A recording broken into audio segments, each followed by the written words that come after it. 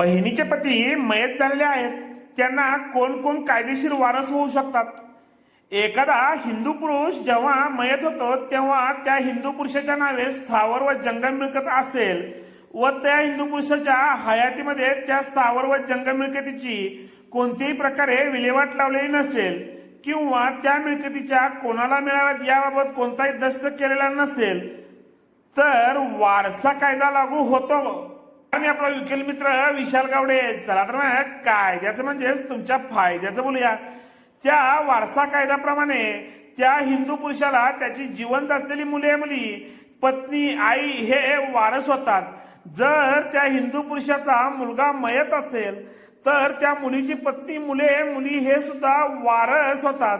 म्हणजेच एखादा हिंदू पुरुष जिवंत असताना त्याच्या एखाद्या मुलाला मयत झालेला असेल तर त्या मयत मुलाची पत्नी व मुले ही सुद्धा वारस होतात।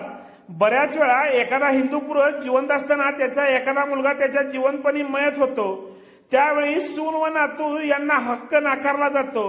परंतु कायद्याने वडील जिवंत असताना तो मुलगा मयत झालेला आहे, त्या मुलाची पत्नी व मुलामुलींना सुद्धा वडिलांच्या म्हणजेच सासऱ्याचा व आजोबांचा मिळकतीमध्ये वारसा हक्क कायद्याने प्राप्त होतो।